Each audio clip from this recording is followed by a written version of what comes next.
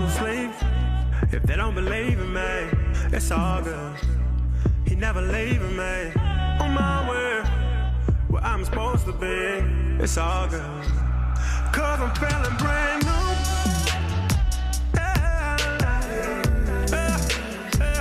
Cause I'm feeling brand new.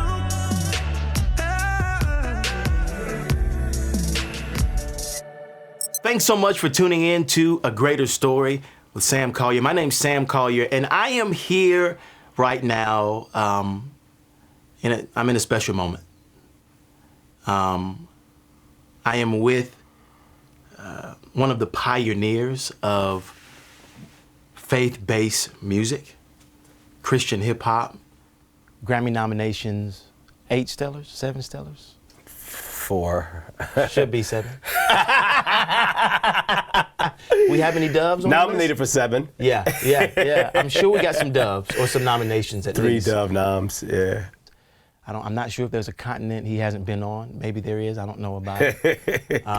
But here's what we do know. I know that there are thousands of millennial Christians that have been shaped by his music and by his belief.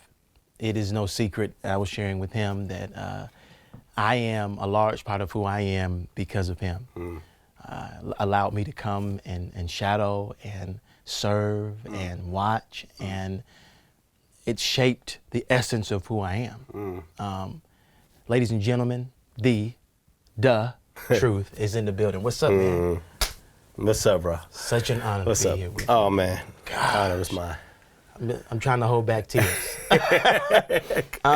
We kick off the show every time with the song. Throw to this first song for us from your new album. This song right here is called Prologue, which just means the beginning. Yeah. We'll be back. So, man, I think it was the CNN Center. Somebody from your team or you, I can't remember, called me and said, hey, man, just come shadow. And I don't know if you were doing that. You probably were. Like, you probably were in a season where you were just like, man, let me inspire as many young people as I can. Yeah. And I appreciate that. Yeah. I mean, it's funny that, for me, it's such a vivid memory, but you were doing with so many people that I'm sure you're like, oh my gosh. But just to think that your investment, just, hey, come, was shaping so many souls. Yeah. And it was me, man. And I remember walking down the hall at the Omni.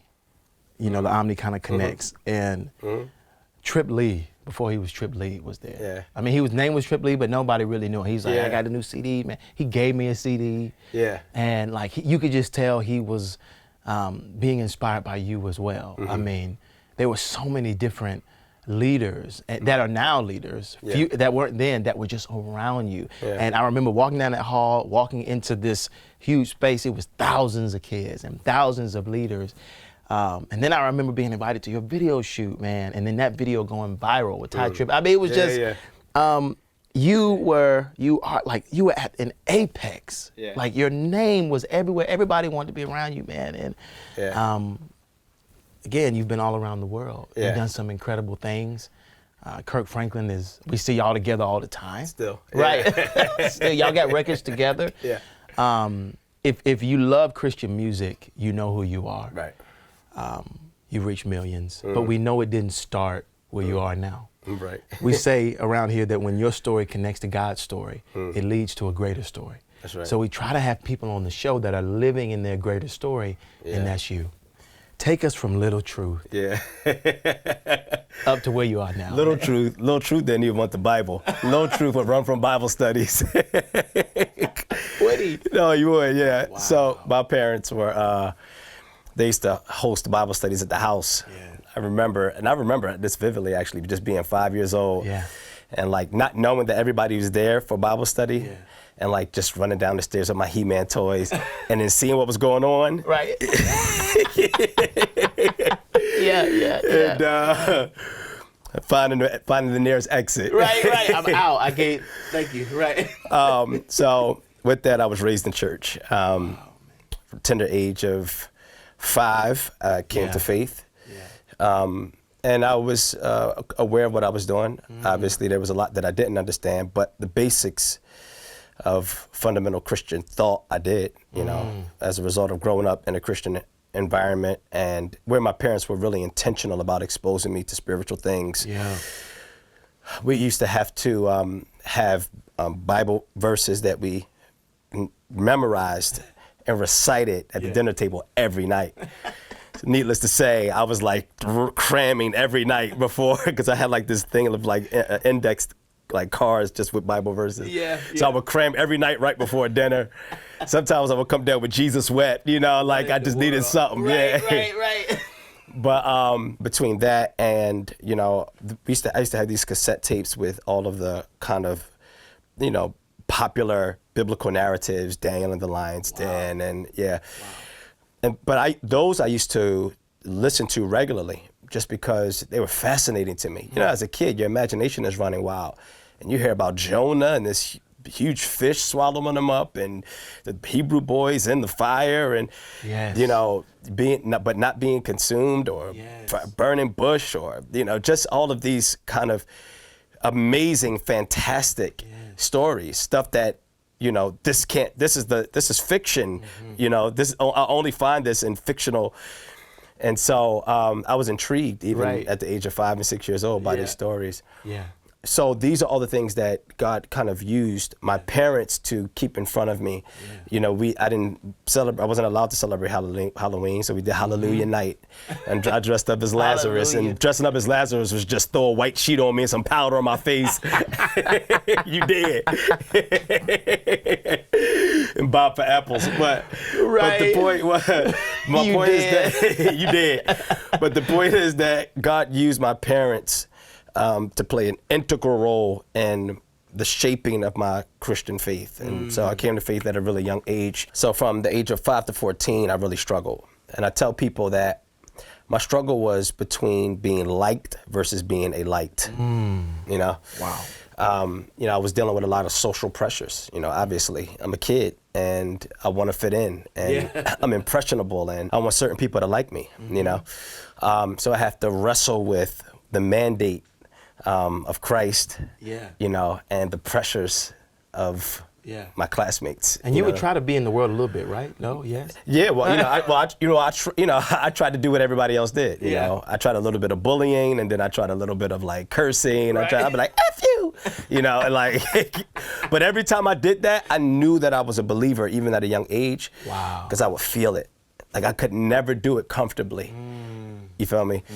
I sensed the hand of God on my life, even at 5 and 6 years old, when I was trying to fit in. When I turned 14, I had resolved to really start to really begin to commit my life to the Lord.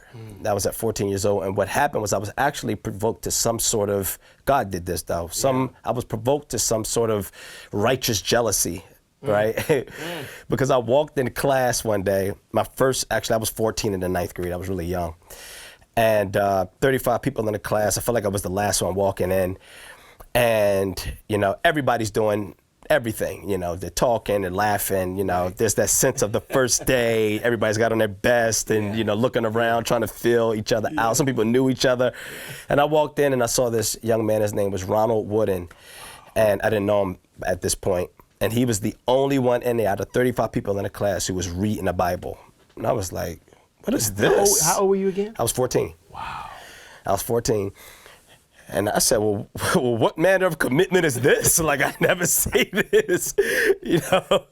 A lot of times young people don't see other young people that really have a commitment to the Lord. That's right. So I didn't even say anything. I walked past him, saw him reading his Bible. I ran home that day after school and I said, Dad, I want to start reading the Bible. Like, it did something in me that made me feel like, you know, I'm a Christian. I can do that. Like, I don't know what that was. It was a weird kind of like, what am I missing out on? like it was a competition. I don't know what was going on. I went home, I was like, Dad, what do I start? So my dad said, start reading a chapter of Proverbs every day. There's 31 chapters in the book of Proverbs, typically 30 to 31 days in each month. Start reading a chapter a day. And I started reading Proverbs 1.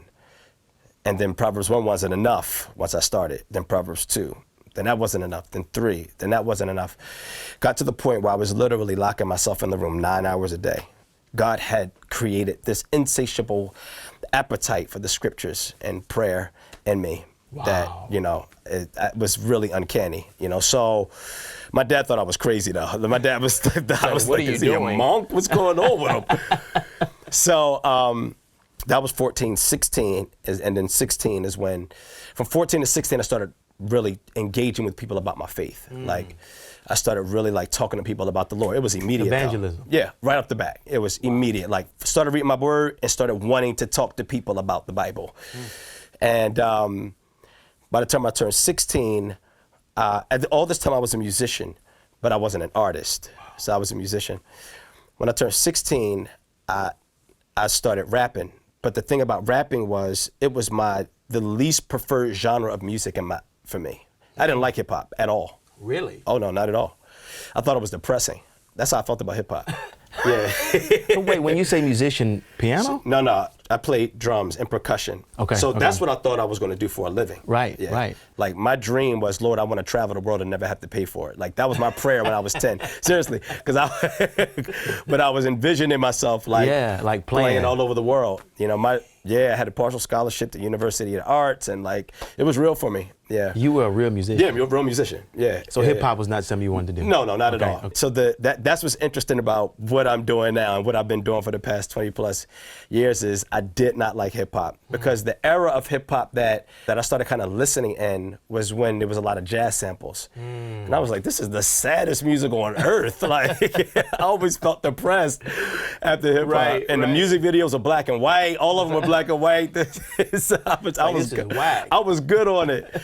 And but one day, a friend of mine and I, we were in my basement and we were like just messing around. We were actually making fun of some Christian rappers, because at this time Christian rap was just starting. It was whack. Yeah, it was horrible. And we were like in the basement, like making fun of Christian rap. We was like, they be like, and then we was like rapping like they.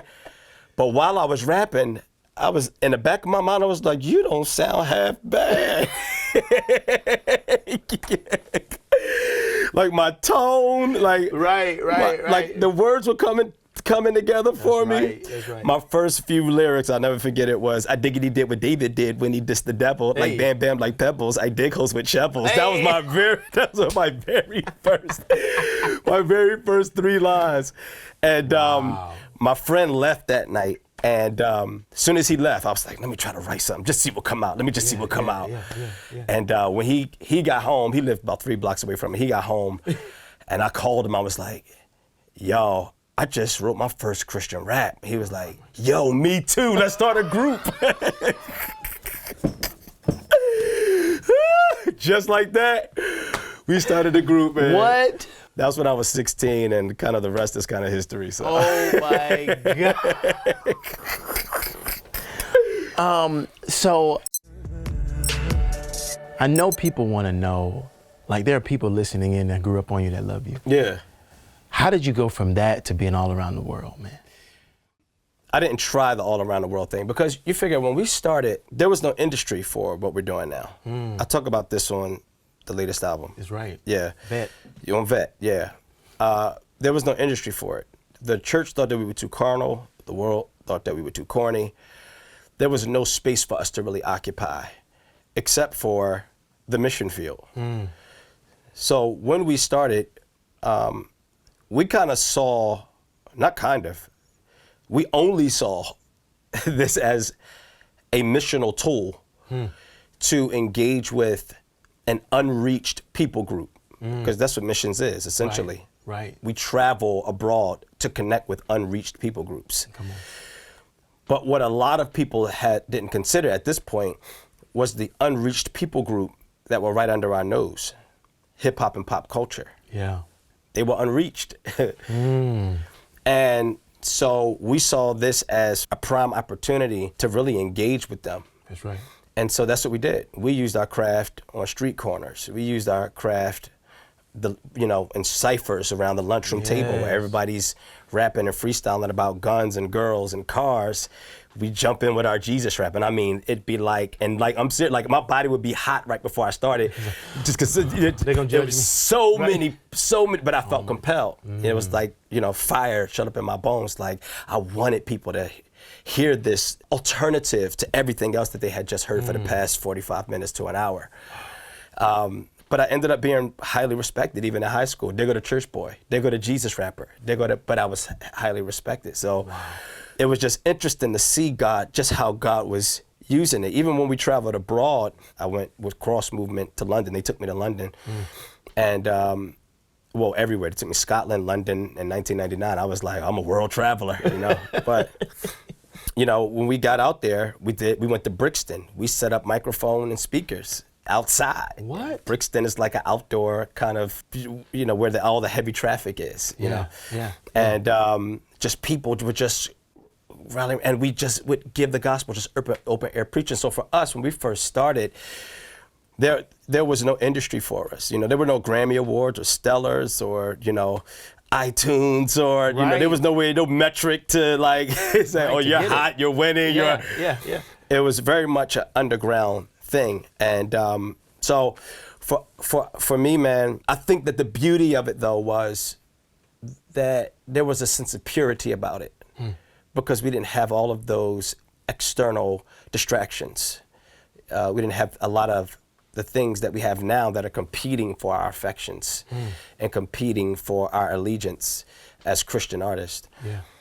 So there was something about that time that was really good for us because it allowed for us to kind of dig our roots really deep so that once all this came, you know, we were planted, you know, by God's grace. And so it wasn't on purpose. That's what I'm saying it to say. You know, when we got in this, we got in it just to reach the unreached people group, to be missional.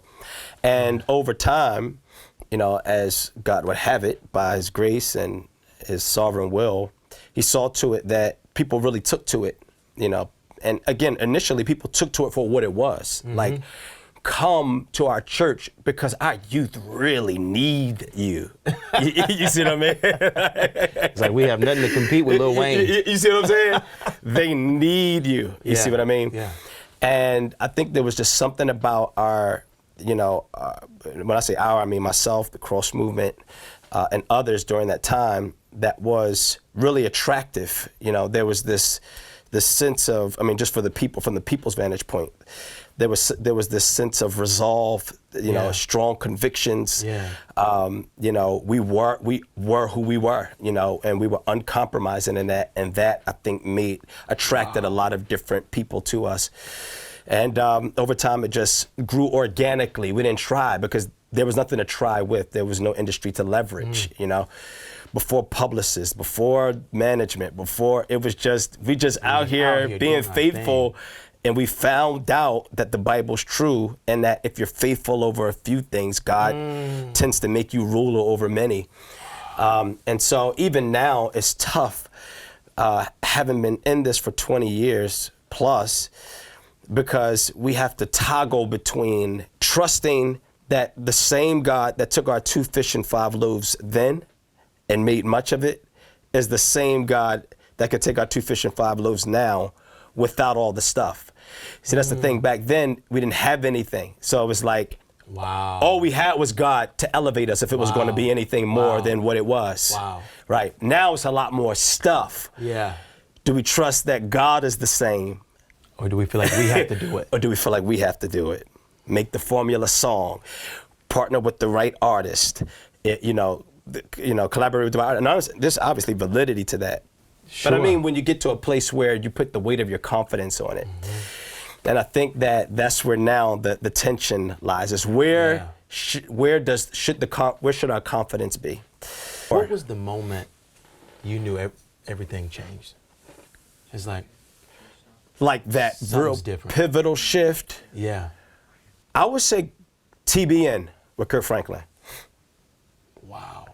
Everything up to that point, God had used Cross Movement in a really significant way to kind of shine a light on me. That was God's grace for sure. And then, but that TBN moment with Kirk, that basically catapulted me into a completely different stratosphere. And that's what I'm saying. That's what's interesting to me now. It's like I only have a few moments like this. The Cross Movement, God used that season to catapult me to a certain space. Kirk, God used that season to catapult me into another space. And then Ravi, God used that season to get, like, just when you think, I never thought it was over, but just when you start to feel like this is drying up over here, then God used Ravi, and that catapulted me again into another space. Wow. But that's what I mean. It's like, that's just faithfulness in secret, I think. Like, I think a lot of my career is built on, the success of my career is built on faithfulness in secret. Just to see, like, God's still doing that thing now that he did then, without my assistance. I think we should do our due diligence for sure. Yeah, obviously. You know, I'm a hard worker. Of course, you're here. I work hard. So I think we should all do our due diligence. But I've just seen God take that faithfulness behind closed doors and, like, really openly reward me. Yeah, it's been amazing. So we got this new album. It's amazing. It did, right? thank you. It's called Vet. I feel like, is that short for veteran? Yeah. Okay, yeah, I figured. It's incredible. Oh, thank you, bro.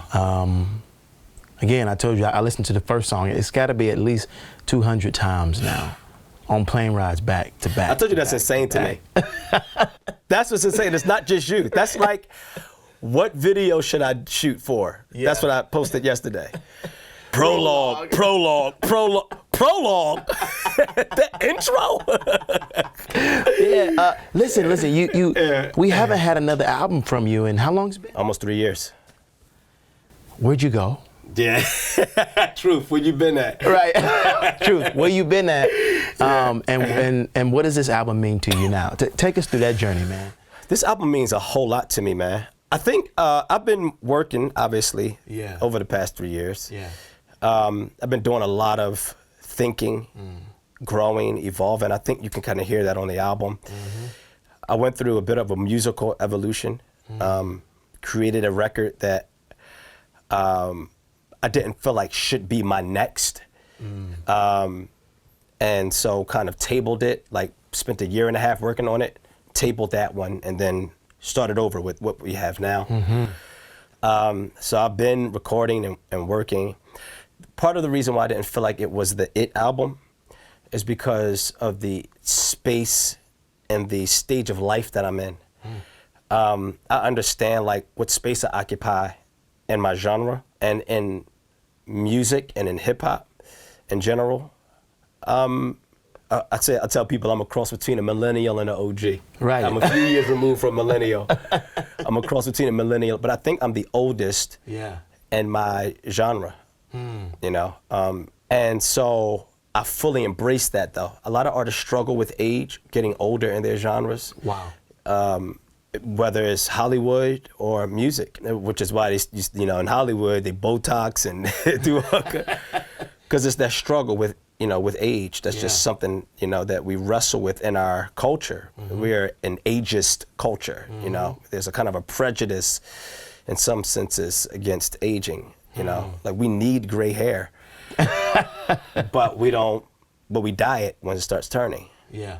You see what I mean? Yeah. But we need the seasoned veterans. You know, like, we need that. I need the older generation to actually be older. Like, I need them to be older. So I can learn. I need them to be 65. I really need you to be 60 so I can grow. I can't grow if you're 45. And, like, if you're, you feel what I'm saying? Yeah. It's funny because I don't think about you as old. No, and I don't think myself as old either. But I'm just saying that I'm the oldest in my space. Yeah, you follow me?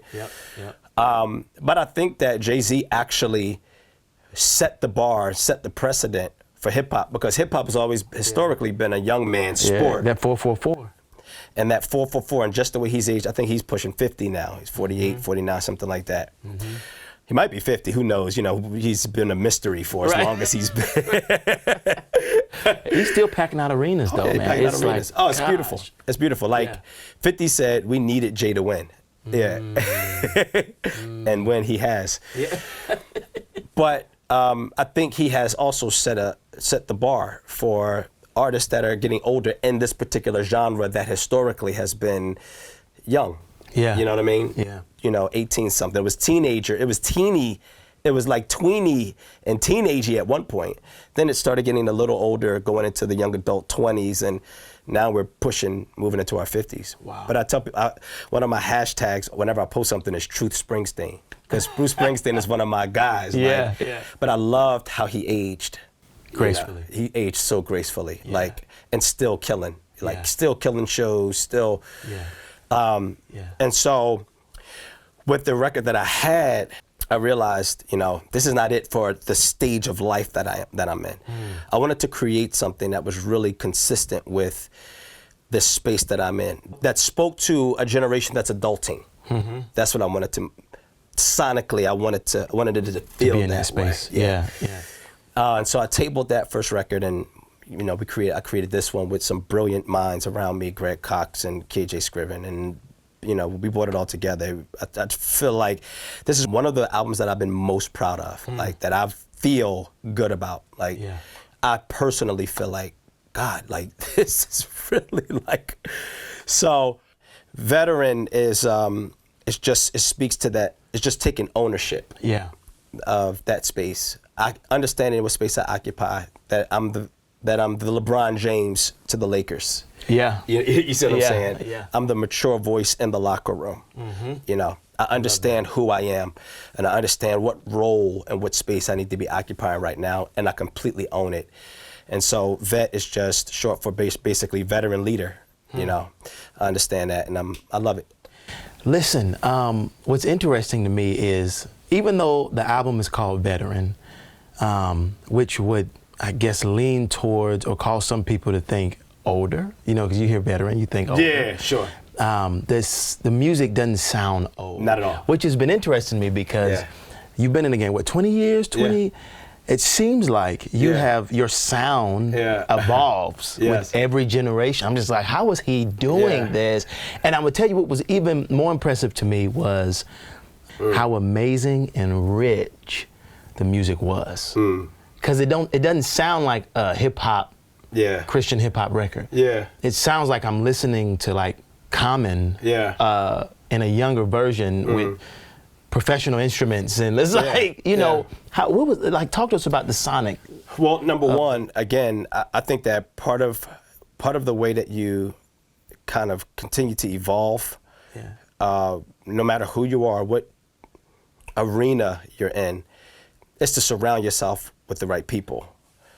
So for me, KJ and Greg were just, and that was God providentially put us together at the perfect time. We just talked and talked and talked.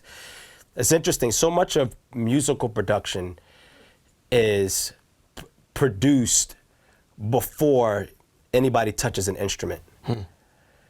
A lot of musical production starts with the conversation. You see what I mean? So having those conversations is where the inspiration is. It's where the direction is. Okay, where are we going? What do we want to accomplish? You know, a lot of people don't understand that's what goes into it. We're not just getting in there just like, all right, give me a hot beat. Right. I mean, some people do that. Right. Somebody said, just give me a hot beat. Yeah. You know. But like I said, for where I am, and y'all are composing. We're composing. We're composing. And I think because all of us are also musicians, you know, that musician side of me is, you know, you really can feel it in this record. Big Picture was one of the albums that I feel like you can really sense that connection. And this is another one I feel like you can really sense that, you know, the integration, or where my hip-hopness and my musicianship kind of intersect. And so God has a way of just kind of taking, you never know like how it's all gonna come together. You know, I would have never known that when I was in Esther Boyer College of Music at Temple University, studying independently, doing paradiddles in the music room, that would translate into my 10th album as a hip hop artist. You see what I mean? But yeah, it's just surrounding myself with the right people, the right minds, guys who get it. Like, this is where you need to go. Like they were telling me, no, this is where you need to go next. Right. Yeah, that's good though, but let's I was on the phone like, okay. Listen, they were right. They were right. They were right. It is a special record. What do you want people to walk away with, man, from this record? What's your hope for it? I think a couple things. I think in part, I want people to, on one of my songs I say I want to grow the genre up. Because in some senses, we do ourselves a disservice as artists, particularly Christian artists. We really struggle with this. Mainstream artists do it too, but they just don't struggle with it. Like it is what it is. Right. But Christian artists, we struggle with trends heavy. Like what's trendy, what's hot. And we do what's hot and we do what works. And a lot of times that keeps us from doing anything fresh. You see what I mean? So it's a lot of hot Christian music out there. You see what I'm saying? But there's not a lot of fresh sounds. And I'm inspired to move, I'm inspired in that way. Right. I'm not inspired to create. And as an artist, I listen to this album inspired again. Like I'm like, okay, this inspired me to create more of the same. Wow. Not in a redundant way, but whatever the psyche was, the spirit, the soul that inspired this work, I want that to continue to inspire future works. But I also wanted to inspire other artists out there. And that's what I'm getting a lot of from artists like, oh, I'm inspired. That's what I want to do. That's what I should be doing at this stage of my career. I should be establishing precedents and setting the template. This is the, when you're 10 albums in, this is the, I have no one to impress. I'm not trying to be the hottest rapper. My goal is not to be the hottest, like killing with bars. Right. That's over. I'm past that. Yeah. At this point, I'm just looking to inspire, to motivate. I'm not trying to impress you. I'm trying to inspire you as an artist. So from a creative standpoint, I think I want that to be the takeaway.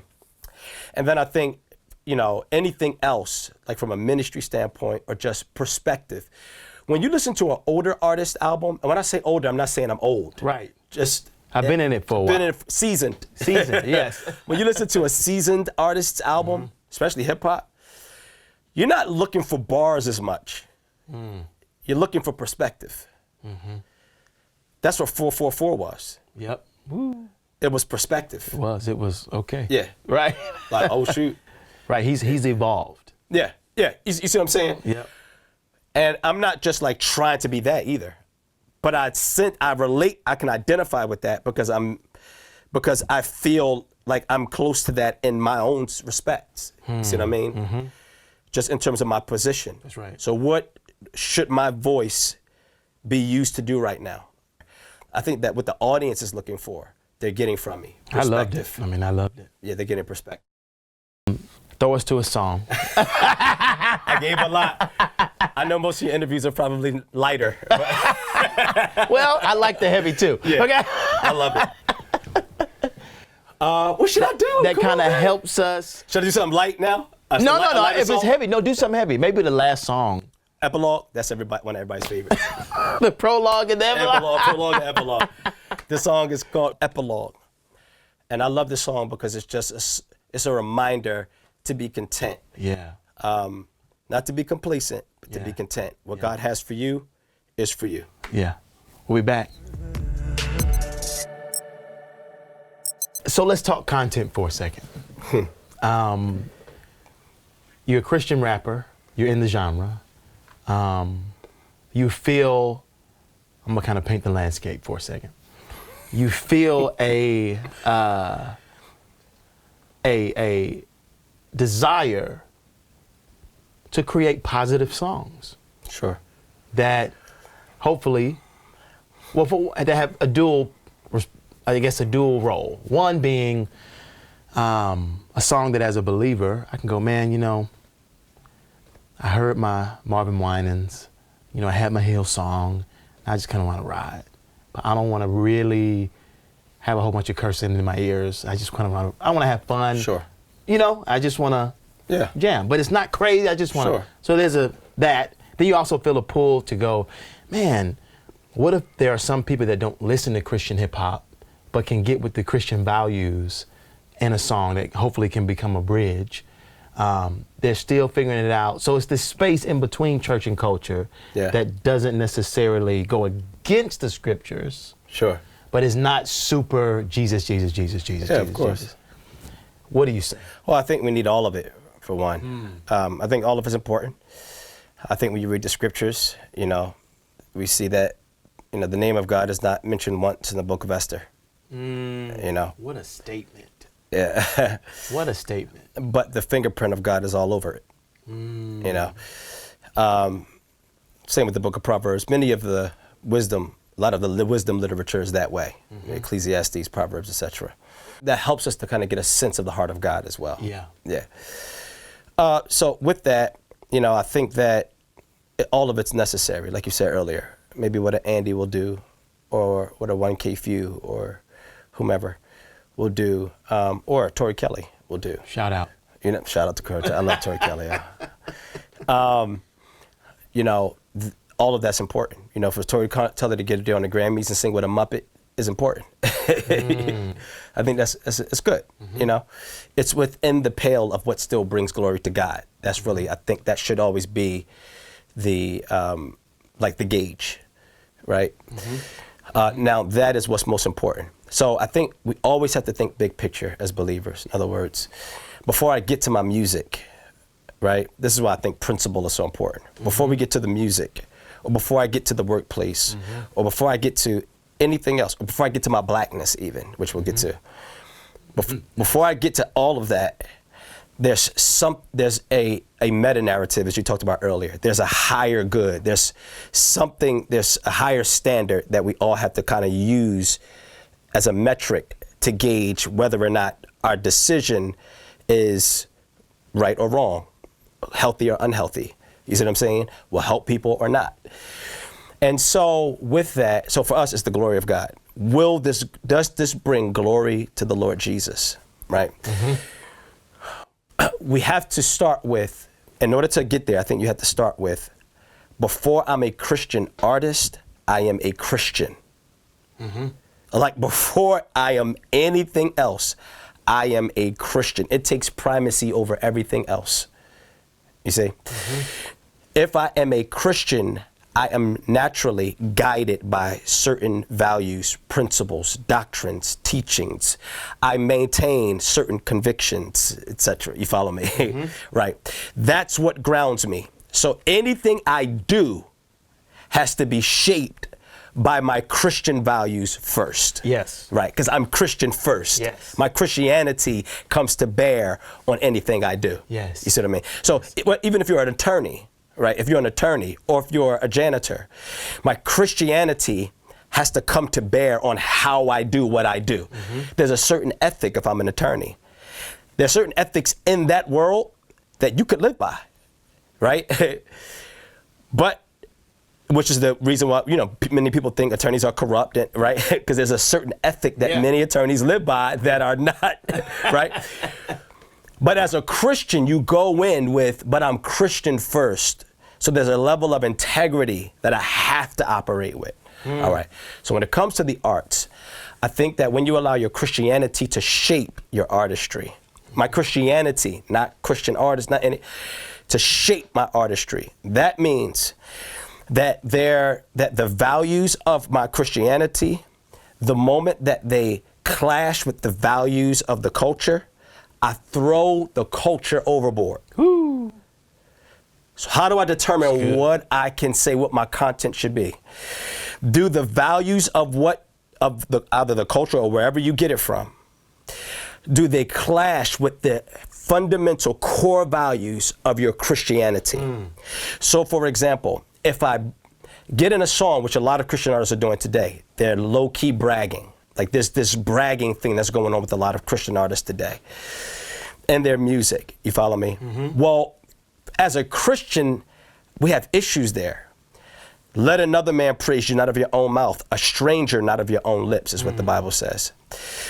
It says, let not the wise boast in their wisdom, or the strong boast in their strength, or the rich boast in their riches. If any man boast in anything, let him boast in this, that he knows and understands the Lord who executes righteousness, judgment, and love and kindness. For this is the something of God, whatever that is. Teach us. Right? I don't really think we cared about that last. This is the heart of God. That's the idea. You got it, right? This is the heart of God. Right. You see, let no flesh boast in the presence of God. You see, so what happens is these are my Christian values. You see what I mean? I don't get to throw my Christianity overboard. You see, my Christianity, it's nothing to do with, you follow me, you're trekking with me.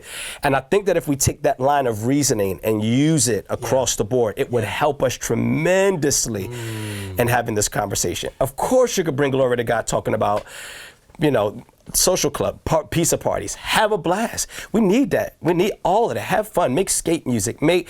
Does what I'm saying or what I'm doing or how I present myself clash with the fundamental core values of the Christian faith?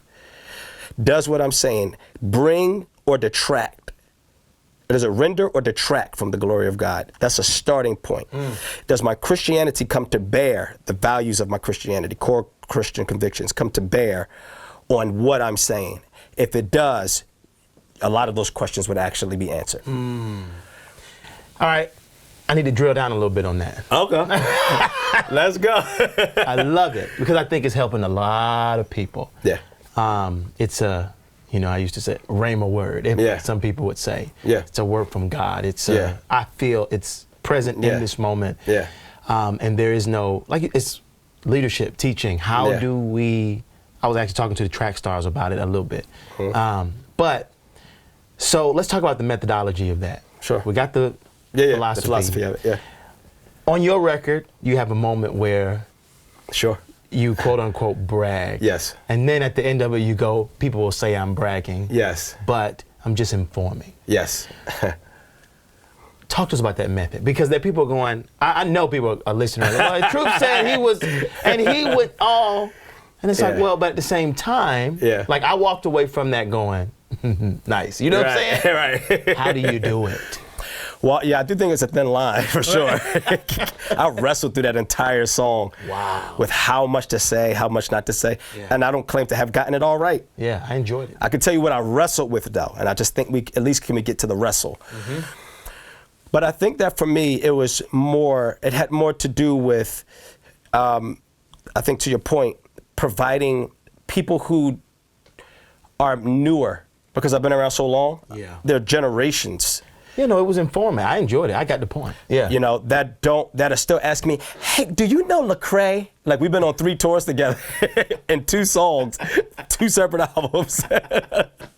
You see what I'm saying? Yeah. We got each other on speed dial. But it's like, hey, do you know Lecrae? It's like, have you ever done a song with Lecrae? Or, just the stuff that people, is this your first album? And it's Vet. No, this is my 10th. This is actually my 10th. Right. Here's some of the things that I've been able to do. But my goal was to bring people up to speed. Yeah. You see what I mean? Before Chance the Rapper hopped on stage with Kirk, we did an 85 city tour. That's just to bring people up to speed. You see what I mean? So I think the goal of the song was really to provide context, but understanding how it would be interpreted. I did put a line in there that says, I'm not bragging. And then I used the second half of it to really say, listen, I know where all of this comes from. The faithfulness of God. God's been faithful to me. But I like that because that gives a roadmap. Of, hey, even if you feel like there's an inkling of people are going to take this the wrong way, let me go ahead and clarify it, of course, so that it's understood. Let's talk race. Let's talk race. This is a great interview too. I'm excited. They're tired of standing, but the Dallas shooting. I don't know if that was a Thursday or a Wednesday. I think it was a Thursday. I got a call from Andy Stanley.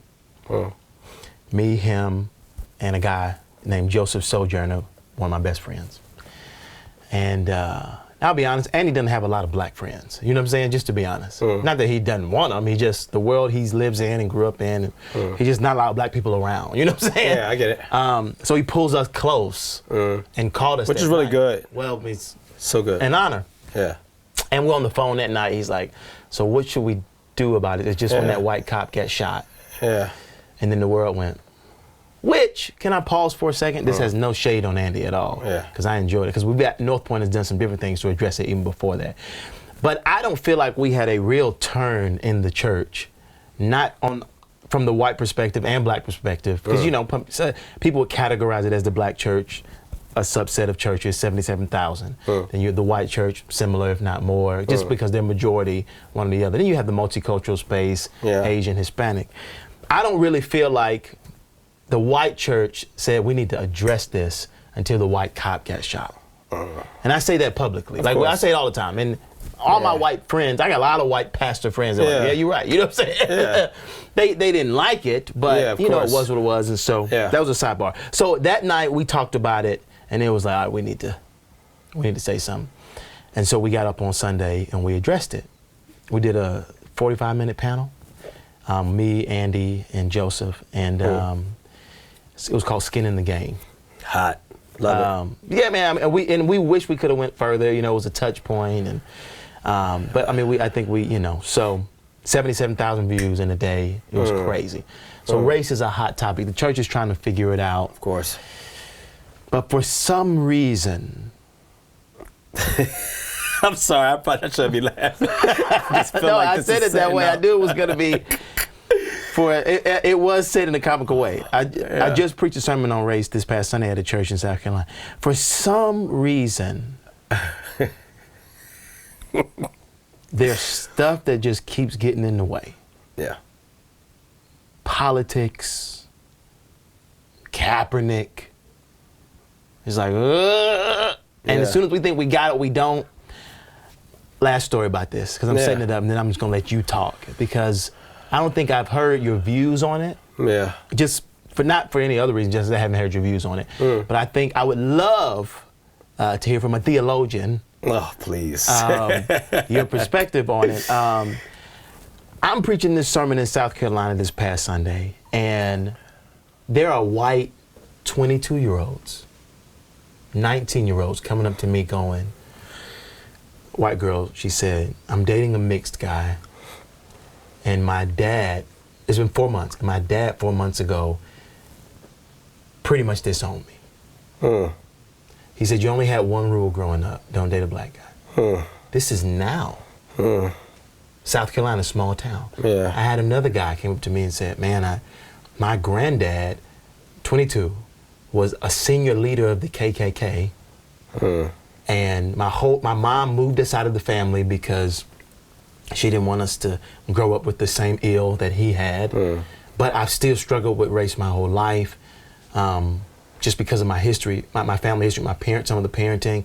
He said, but also now even more so because of the political climate, I feel like I've had to take a side. He said, I feel like the media is forcing me to take a side. He's a believer. He's like, I chose the white side. He said, but today I realized that was wrong.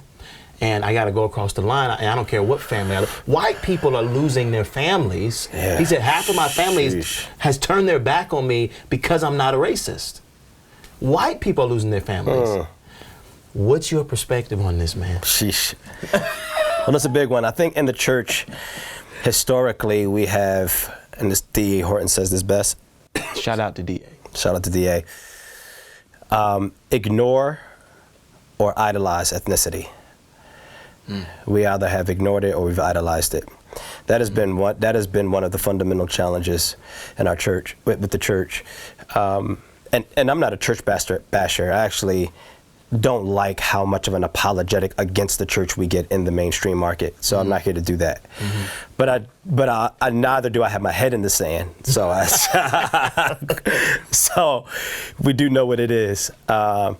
Interestingly enough, I was just having this conversation recently. Our first PhD out of Dallas Theological Seminary is Dr. Tony Evans. That is because African Americans were not allowed into Dallas Theological Seminary until the 50s. You see? So when you say that's happening now, it's because everything is still very fresh. The undercurrent is still there. It's very much still there, So one of the things that I keep talking about is I think we have to take the conversation a little further, not deeper, but further. So I think that we keep talking about racism, but if you take race out of it, you still would have a world that is just as broken. And the reason I say that is because race has never been the issue, racism. Prejudice is really the issue. Which is why if you take racism out of it, you're still stuck with the rest of the isms. Right. Take racism out, okay, you still got classism. Take classism out, you still got generationalism. Take generationalism out, you still got colorism. The problem is not racism, it's isms. And isms are rooted in prejudice, which are rooted ultimately in pride. I think we have to take the conversation farther to really think about the root of our problem. You see what I mean? And I think that obviously, there's a solution in Christianity that you can't find anywhere else. I think Christians have to offer it though, because what you guys are doing, Skin in the Game, is so healthy, because everything has to. This conversation has been hijacked by the world. Black Lives Matter is a Christian idea, hijacked by 3 women who were lesbians. That's a Christian idea, though. Like, equity and, racial equity and equality and, all throughout the scriptures we see this. Like, this is not new in Christ. No Jew, no Greek.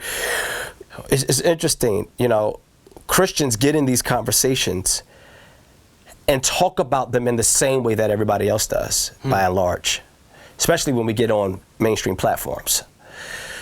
I think we have something, though, that they need. See, where we can be conciliatory with, let's just say, a Black Lives Matter, we should be. Where we agree, we should. But there are bookends that are missing from the conversation. The beginning, which is where are we starting with this? Like, equality on the basis of, like, why should we, for what reason should we feel that this person is equal to me? Like, that I should dignify them in the same way that I would another white person or Asian person or whatever. I was sitting in an Asian restaurant, and this is to my own shame, and there was there were 2 Asians sitting next to me, and they were speaking in their language for about an hour straight, and it drove me crazy. I'm just being really honest. It really drove me crazy. That was the moment I said to myself, this is not about racism. Like, I have I feel upset with you. Because I can't understand what you... Because it's just, you're driving me crazy. You see what I mean? I don't have anything against Asians. Right. It's a deeper root that we're dealing with. So Christians have to start in a very different place, the place that Muslims and really nobody else starts in, right? Which is, because Muslims will teach you, when you were born into this world, you were born Muslim. That's what Muslims believe fundamentally. You were born Muslim, and you're Muslim until the age of accountability. So essentially, you're born pure. See, the Christian message says, actually, when you were born incorrectly, which is why Jesus says you must be born again. Ooh. Wow. You see, the issue of being born into sin and then shaped into iniquity, we have to, if we can't start there in our conversation, that fundamentally something is broken in us, the problem is not out there, it's actually right here, we can't go any further. If we can't start with Imago Dei, we're all made in the image of God, there's no other reason for which I should count you as equal. There's no objective, transcendent, you follow me, measurable way for me to make that determination. You follow me? And if we can't end with Revelation 7, which John says he looked up to the heavens and saw every tribe, every tongue, every culture, every ethnic group. You see, the bookends are missing from the conversation. This is why we keep going. This is why we're on a hamster wheel. This is why we're on the hamster wheel, because we can't agree on where the problem started. We'll say it's economic. We'll say it's education. We'll say it's, you follow what I'm saying? If we can't agree with God on where this all started, on why I should dignify you as equal, on where this problem started and where this will end, there's nowhere for us to go. That's why for as long as we've been having these conversations, we just keep going in Jonathan McReynolds' song. Cycles. Just round and round we go. Just a new version of the same stuff. It just finds a way to reiterate itself. You know when all of this started, actually? Tell us. Babel. The Bible says prior to Babel, one language. One language, one mind. And the Bible says that God confused the languages. And then obviously that's where continents started. For Asia and Africa and Europe, that's where all of that started. We were one people in one place at the same time, speaking the same language. God said so much so, if I let them go on the way that they are, they'll be unstoppable. Unified to the utmost degree. In Babel. So at any rate, there's a lot to, I'm only dealing with, I'm painting with broad strokes, but I think these are the missing components in the discussion. As we get ready to close, I got one more thing I got to ask you about. Sure.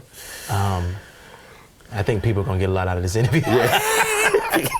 You are truly a vet. Thank you, brother. Thank you. So traditionally, I grew up in the black church. Yeah.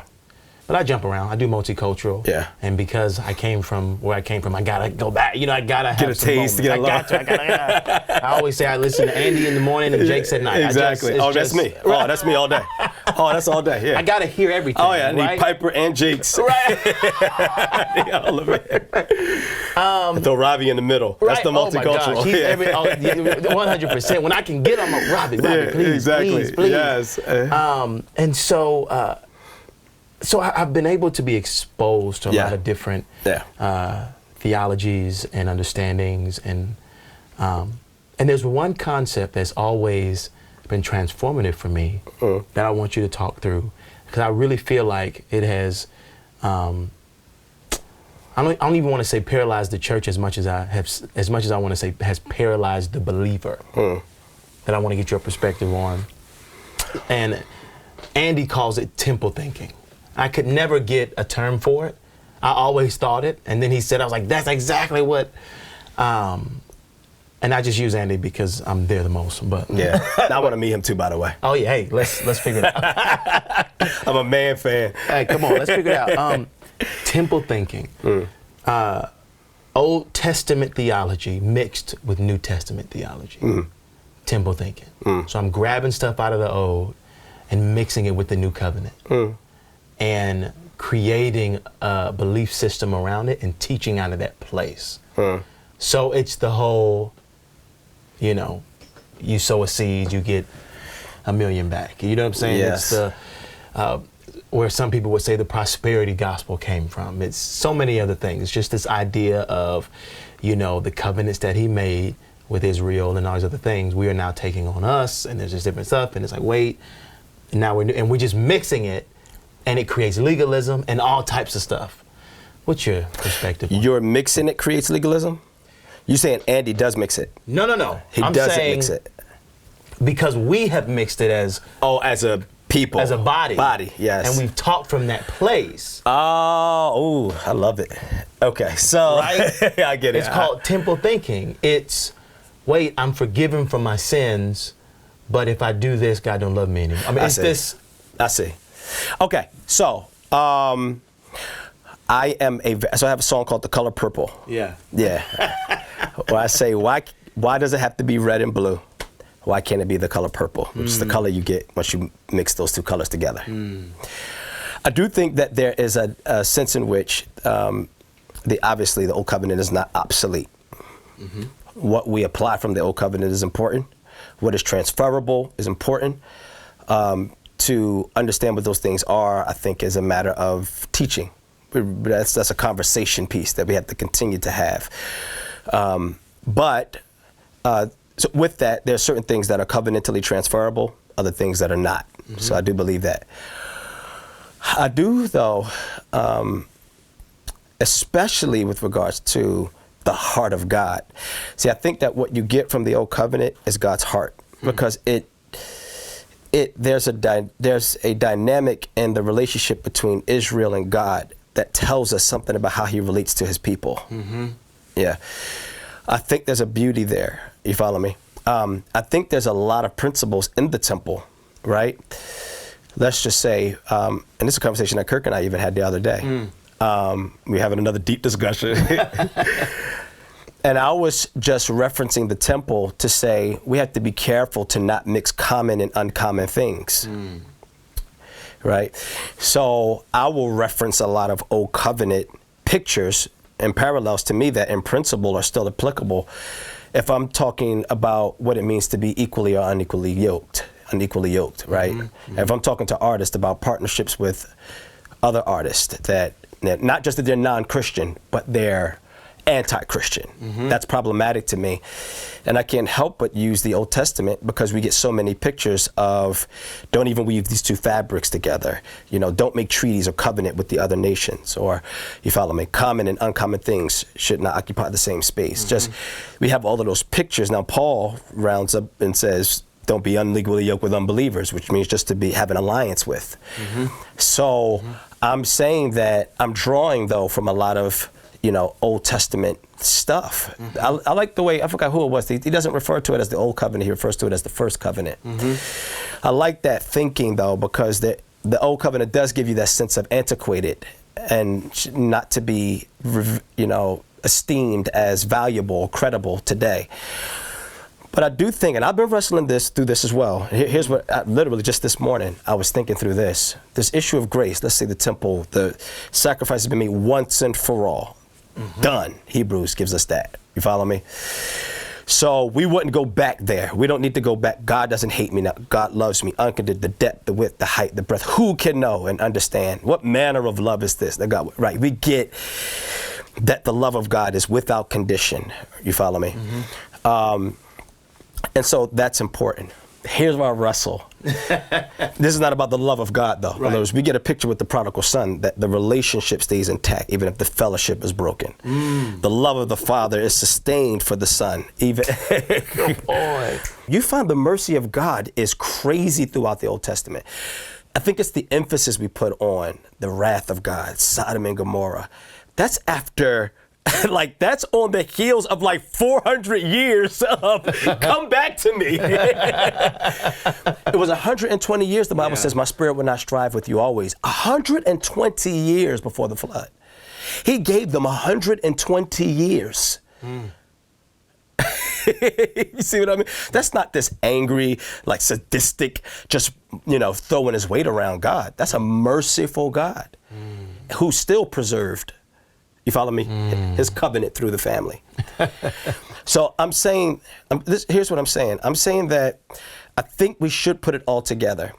It's just important that we understand what can be transferred and what shouldn't be, right? Some of the promises maybe to Israel maybe cannot be applied to us because they were for Israel. Some of that's kind of basic, but I understand. I understand, but I understand. I'm coming from a framework of 6 years of Bible college and a whole lot of being surrounded by communities that all think this way. So I do understand. I don't want to minimize how people process that. Putting together just this concept of understanding that when I fell, I had no doubt in my mind that God was still with me intimately. You feel me? I sensed God's presence in my failure. Even in my season of wandering, I sensed I would venture to say, more prominent than before. Wow. And he did it on purpose, though. Right, it's like, I'm gonna run to you. He did that on purpose.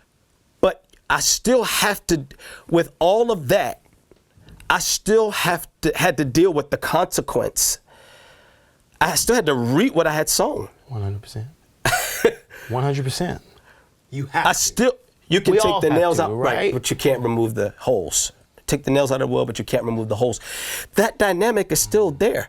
It's not that I'm not forgiven. It's not that I don't understand the love of Christ. Not that I don't understand when he saw me from a distance, he lifted up his robe and ran towards me and then donned me with a robe and a ring, celebrated me. You follow me? It's not that none of that's true. That does not take away the fact that, and after all of that partying, I had some consequence. I had to,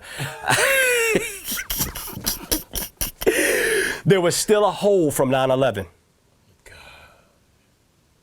Oh my God.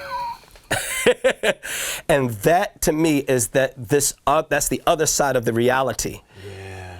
That you still reap what you sow. The harvest law is still very much, it's a system. So you can't avoid it. The harvest law is actually not something that God has to do. It's just a system that he has running. Yeah. It's in place. Yeah. You see what I'm saying? Mm-hmm. So you reap what you sow. That's not God causing you to reap. Right. What you're sowing. You're sowing, and because God already has a fixed law in place that says, once you do this, there's a law of cause and effect. That's just in place. Right.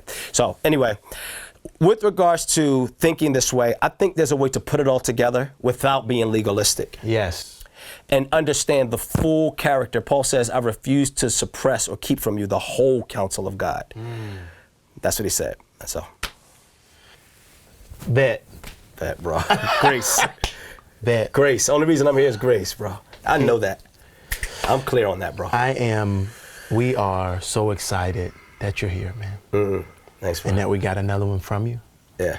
We want more from you. I feel like you're just getting started. I feel like it too, bro. Right?